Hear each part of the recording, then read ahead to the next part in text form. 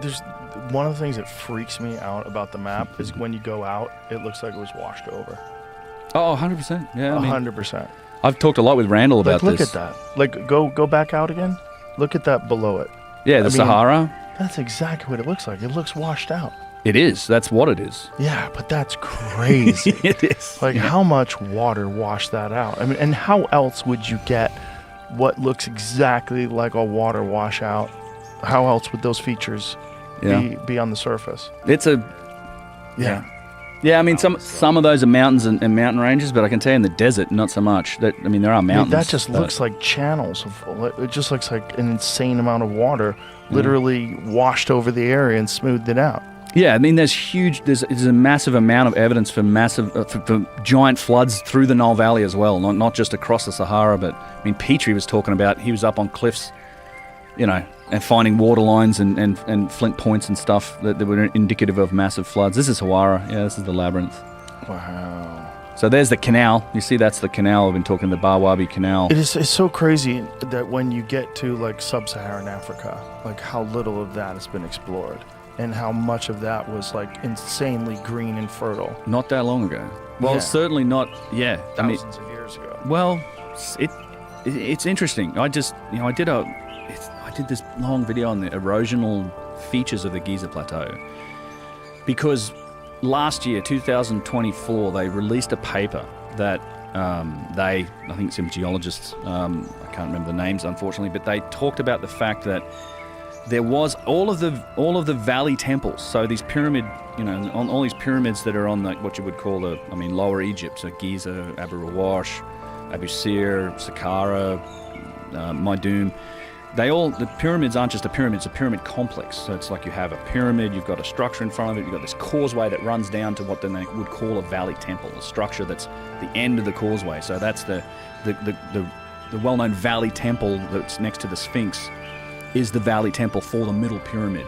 Like, it's connected by this causeway. Now they figured out that during the African humid period, which ended thousands of years before dynastic Egypt ever started, there was a branch of the river Nile called the Aramat branch that ran exactly where all of these valley temples are.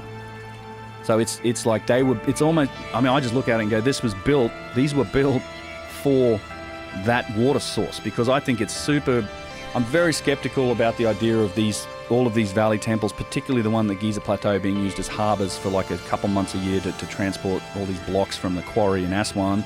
Again, 600 miles away, right, for all the granite.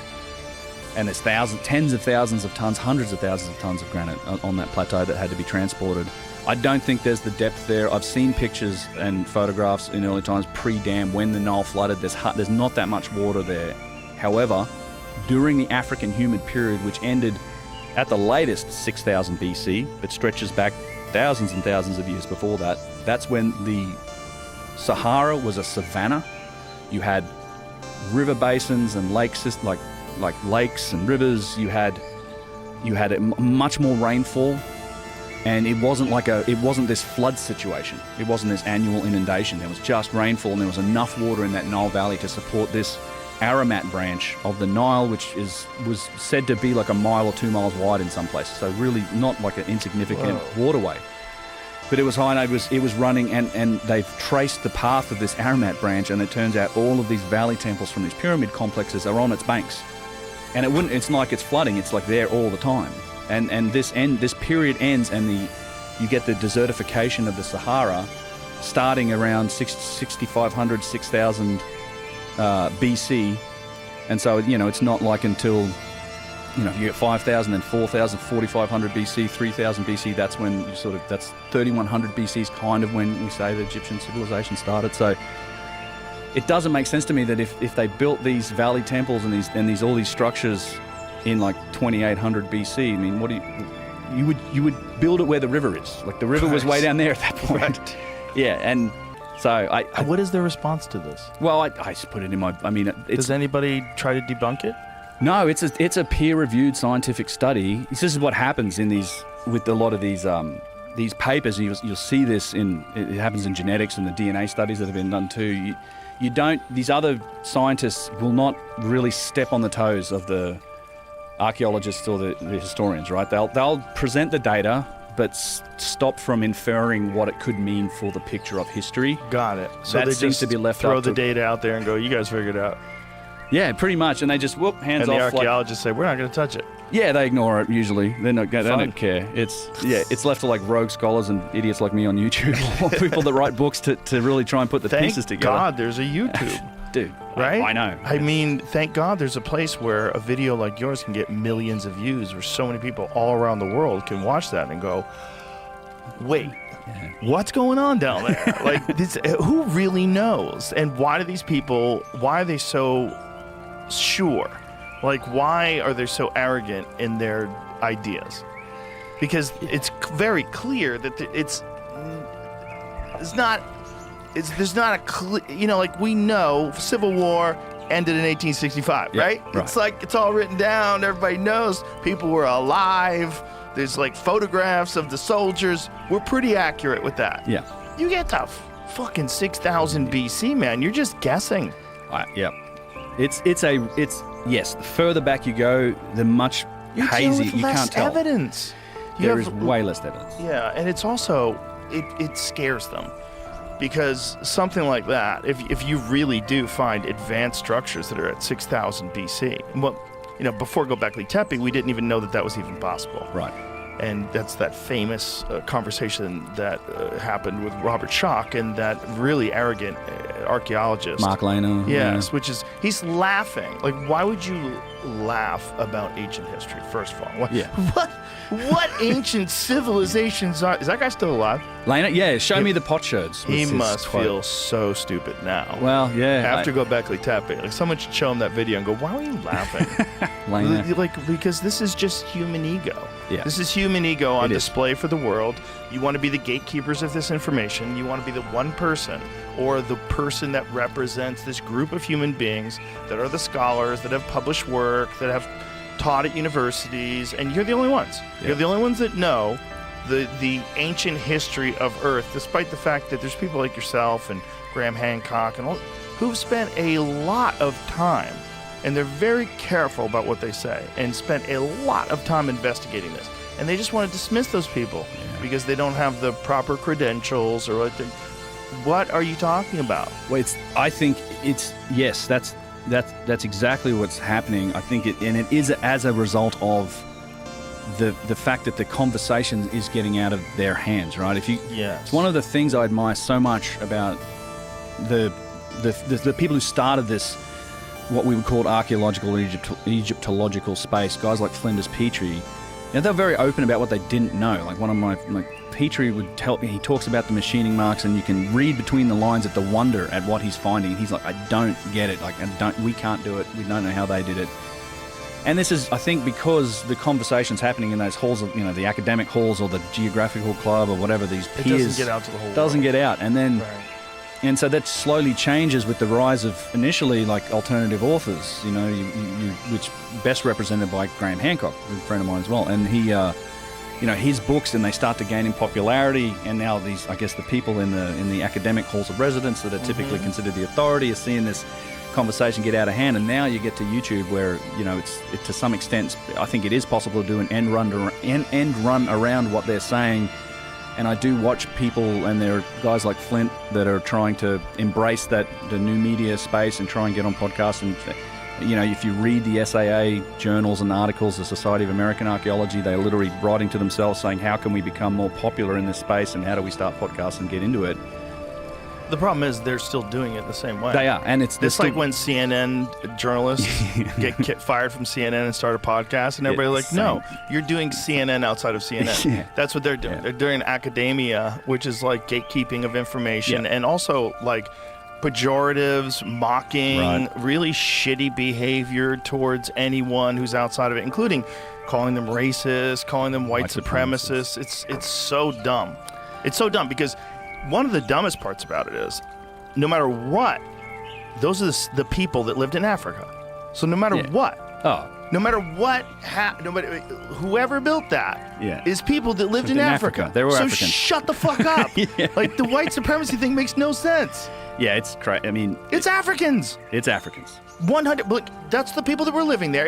If humans made it, if you're not in the alien camp, which is a bizarre camp, but if you're not I'm in the ancient civilization, incredibly advanced, cataclysmic disaster, wipes them out, civilization takes a long time to rebuild, finds the remnants of these ancient civilizations, and then sort of claims them over generations. Right. After 1,000 years, nobody really knows who fucking built it, and then this is where I think we find ourselves.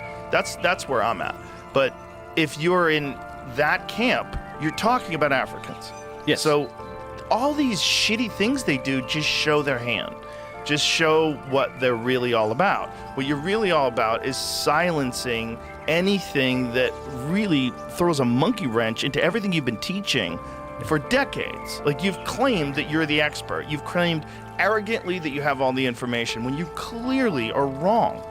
Absolutely. That is what's happening. It's actually, it's a quote that I steal from my friend Christopher Dunn quite happily, which is, you wouldn't trust an archaeologist to design the chair he's sitting on, but if it's an ancient chair, he's going to claim he's the expert on it. Like this, and this is what happens. I had Joseph Wilson on a podcast talk about. I had this great quote from him. He said, if, just because some engineer's standing there, shining a laser on a vase, don't mistake that for him knowing more about the guy who can read hieroglyphs, because he can read what they wrote about it and he's the authority on it, kind of thing. It's just like you're just dismissing all of these other disciplines that I think are required for a true and complete picture of trying to assemble this evidence, right? Like, as you said, there's very little evidence that shows us definitively what happened in the dim, dark, distant past, but you've got to try and make the case for it as best you can, and I think we should try and encompass all of the evidence.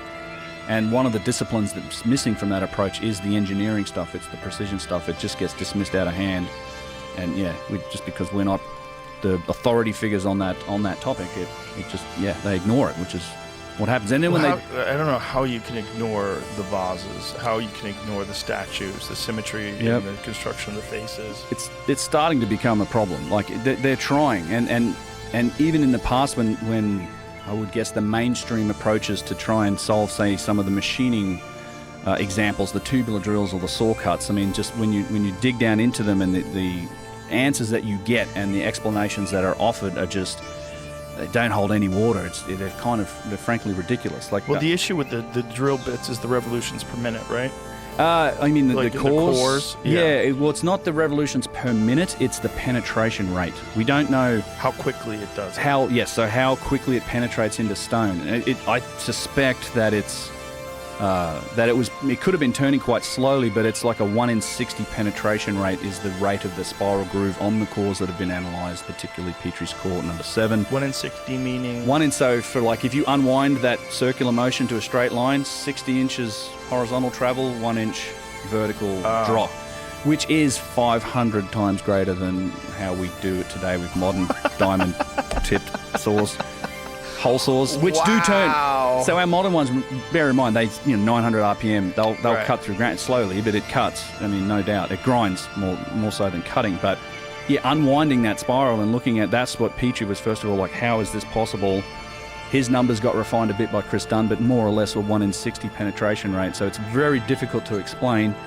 There are multiple cores like this, and this is the other element that I think the vases are showing is that you have a technological link between the vases and these other precision artifacts, the bigger ones that couldn't be buried in these civilizations, that to me suggests that they were made with the same technology. You see the same machining marks, the same tubular drill marks. So on that quartz piece, if you look on the bottom, you can see on the inside of it, there's no other side. You see the tool mark?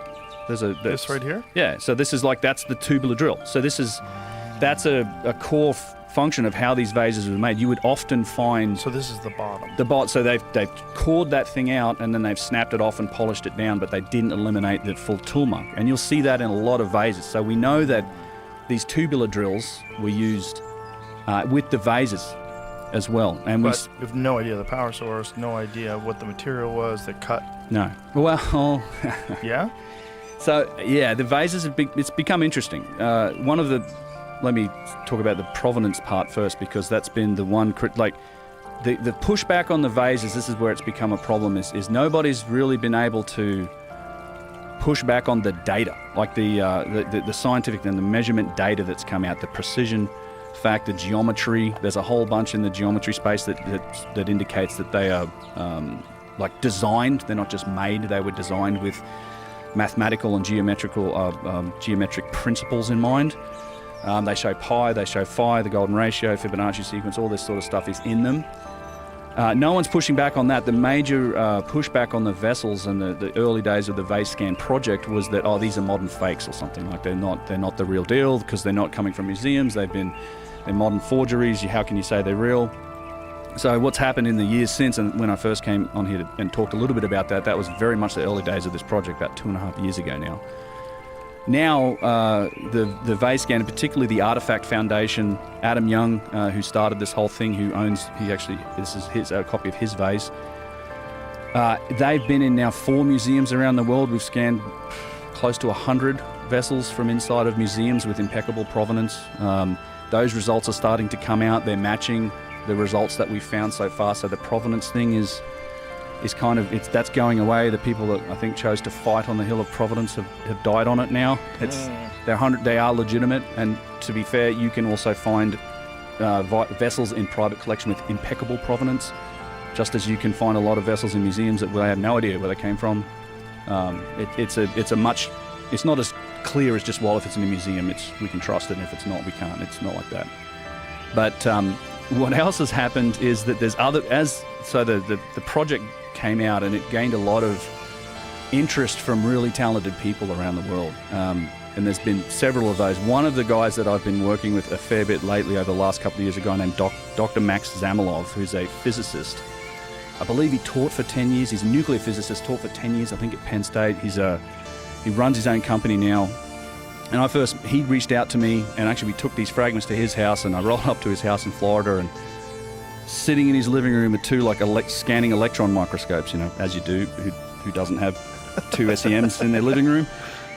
So we started to do things like look at these pieces through a scanning electron microscope to try and find evidence for the materials that we use to cut them. So if these were used with a tool, so that the orthodox explanation being, well, it's a copper tube and it's sand or it's some sort of cutting medium and it's spun and ground out, you should find traces of copper or whatever that material was in there. We spent days looking at several pieces, zero copper, didn't find any copper, nothing at all. The scanning electron microscope, not only do you get the magnification, but you can focus a beam of electrons onto a particular spot, and that backscatter of electrons, you can then map out the elemental composition of the material. So Can I pause you for a second here? Yeah. Are the oldest tools that they found copper? Yeah, copper and stone. And what are the dates of the oldest tools? Well, they go back all the way to the Old Kingdom, 26, 27, 2800 BC. It was early days. They were smelting. I mean, obviously the older tools are stone tools, like flint. I mean, a lot of carving. You can carve stone with harder types of stone. So there was definitely flint and things being used. But there's no evidence, not up until the very later periods of the Egyptian civilization, is there any significant evidence for iron and things like that. It's pretty much copper and bronze, alloys, tin, from copper and tin is bronze. So when they analyzed the traces, there's no copper? We didn't find any copper, but we did find some other stuff, which was very interesting. Well, the most interesting thing we did find was titanium. What? Titanium and titanium alloys with iron. You found iron, zinc, tin, titanium zircon. alloys? Yeah, so titanium, and it's not... So when you find... The term alloy, doesn't that refer to something that has... Smelted, right, that's been put together, exactly. In fact, titanium as we know it as a metal doesn't exist naturally. So it's in nature, it's titanium dioxide that is found in rocks. This was not titanium dioxide that we were looking at, because you see again, that the SEM gives you the spectrum, right? So you would see oxygen and titanium together. We didn't see that. And in fact, I have a video on this, and we found a piece, actually, like a small, maybe 20, 30 micron wide piece embedded in one of those grooves in a tooltip that looked like an embedded piece. It shines up very brightly. When you see metals in the SEM, it's like a bright spot, and you can aim it at it, and it's just straight titanium. And it looked like a small piece of a tool that had been wedged in there. And I mean, look, in our modern times, I think titanium was discovered even in the late 1800s. It wasn't used outside of laboratories until the 1930s as a material. But there seems to be evidence that there's some titanium used back here. Has this been published? No, I wouldn't. I know Max is trying to work on that. It was not a systematic search. We spent days, like a couple of days, and we didn't do like a systematic grid search. Like even in one of those pieces, it would take you a long time to just map it properly. Right. Like to scan the whole thing. But to play with devil's advocate, would that be evidence of a lack of a chain of custody, that perhaps someone was potentially using titanium to see if they could cut it? Yes, it could be contamination. So we looked for signs of contamination. This didn't seem like contamination. In fact, at the end of when we'd finished scanning, we actually he had some titanium darts. Like we put some on one of the pieces and put it in to see what that would look like. Just these like a tiny, just like literally a matchstick, and just the tiniest end, and just tapped it, and then looked at that under the microscope to look at what contamination. It just didn't seem to be contamination. You can't rule it out. We found other types of metals as well. So it didn't seem to be contamination. What is the reason why it didn't seem to be that? Well, because so we looked at what contamination would look like. What is the difference? Well, so it's like smaller specks where you can actually see the material. The one piece that we found, it seemed to be embedded in the stone. Like it was as if something like this tiniest fragment of the tool, of some sort of, imagine it was a tooltip, wedged itself in the stone and then it stayed there. But it was only like 20 or 30 microns wide, which is pretty big under a scanning electron microscope. But that was the only piece of titanium you did? We found other specks of it. And then occasionally it'd be titanium and iron mixed together. And then we also found specks of like zinc, zircon and tin. And then various combinations. I think it's grounds for more investigation. I think the most significant thing was the no copper thing. Like that's like, all right, no copper. Like that to me was the biggest takeaway. The fact that we found some other elements in pieces of what, let's say, questionable provenance. I know these are legitimate pieces from these vessels. Ideally, the best thing, if we could, I'd love to work with the Egyptians to do something like this, because I know there are fragments of vessels in the step pyramid. There's hundreds, thousands of them down there still. In fact, like the last time we got down to the very bottom level, which is, there's a special permission required to get into the step pyramid, and then even then they generally won't let you down to the bottom level. There's another ladder and 30 feet down to the big bottom level. It goes down further, but it hits the water table again. But in one of these corners in this very bottom level, like 150, 200 feet under the step pyramid, we found a wall, and it was it must have been a collapsed magazine of these vessels. And this is the place where they found 50,000 of them originally. Like Jean-Philippe Loyer in the 1930s found this huge cache of these vessels there. And in this wall, it's an incredible little video. I've not published it. I mean, I do want to talk about it, but you literally see it's like a wall of dirt, of not rock, but dirt. And in the wall, there's like fragments of vessels, because it had been a cache of them, that there was something, a tunnel had collapsed and it had crushed them. So you got these like pieces of worked granite or diorite or whatever just in the wall. So that would be interesting if you could go down there and like get their permission to say, well, let's sample, because you have then, you've basically got it in its original environment from dynastic Egypt, and put it in a Ziploc or whatever. Just keep it, don't mess with it. Right, clear chain of evidence, and then scan it. So I think it's an interesting observation. God, if they found titanium on that, holy shit! I think there's a Russian group that did something similar, and they also found metals. I think they found titanium as well. LAH, the Laboratory of Alternative History. How is titanium made? It's a smelting process from titanium dioxide. I don't know the specifics of it, but you have to take that titanium dioxide and, I assume, smelt it down or do something like it. Again, it took us up until 1930s to use it just anywhere outside of labs. So it's super interesting. But again, I wouldn't even say that's the most interesting thing Max found. So he's a crazy dude, an interesting guy. He's doing fusion experiments in his spare bedroom. He's got like this apparatus surrounded by boxes of borax and boron to stop like cosmic 10-foot Tesla core. Blow. Yeah. So he took. So this sort of ties back to the tool marks. It ties back to a question you asked me when I was here last, which is what's my wildest speculation. I actually have some now, which is based on some evidence in its early days. He has published on this on his website, but he took precision vases. He took base rock samples of the rock that these were made from the place. I actually got him a piece of basalt. He took non-precision vases and he put them in a germanium detector, basically to look at the radioactive and the isotope sort of baseline radiation of these pieces, and it turns out the precision vases are radioactive. They're 2 to 3 times. He's tested several. Relative to the base rock samples and the non-precision vases, they have 2 to 3 times the thorium decay products in them. All of them so far. And in fact, that piece right there the quartz piece or the crystal piece has a notable cesium-137 signature in it as well. So that's an interesting... Nuclear titanium. Could be. I don't know about that. But it's again early days. But he has published it on his website, the findings, and he's obtaining more equipment to do more testing, some more in-depth testing that he will be much more definitive about. He did take some recently to the Petrie Museum in London to test some of their artifacts, but it's a very interesting result. This has to have been something that irradiated these vessels that give them that signature, even after however many thousands of years with the half-life. Again, we're comparing it to the base rock samples and the non-precision vases, which they're just like, that's nothing. And they're not dangerous or anything, it's just above a baseline, but 2 to 3 times. So something happened to them. And one of his hypotheses, which is very interesting, is a concept